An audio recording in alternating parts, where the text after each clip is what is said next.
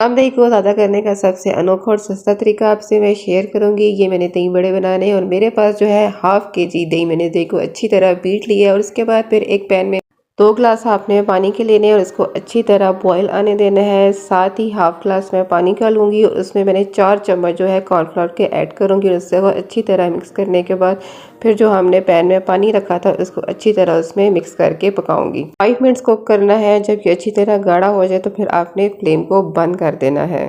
तो ये देखिए ये गाढ़ा हो चुका है, मैंने चूल्हे से उतार लेना है। जो दही मैंने बीट करके रखा हुआ था इसमें ये वाला मैं मिक्सचर डाल दूंगी और उसको अच्छी तरह मैं मिक्स करूंगी। उसके बाद एक सर्विंग डिश में मैं ये जो दही बनाया है इसको अच्छी तरह मैं डाल दूंगी। तकरीबन 2 टीस्पून मैं इसमें चाट मसाला ऐड करूंगी। उसके बाद हमारा काम बहुत ही आसान हो गया है। दही बड़े मैंने बना के पहले से फ्राई किए हुए थे, इसको अच्छी तरह पानी में डिप करने के बाद इसे मैं निकालूंगी और जो दही मैंने बनाया इसमें अच्छी तरह मैं ऐड करूंगी। दही बड़े हमारे रेडी है।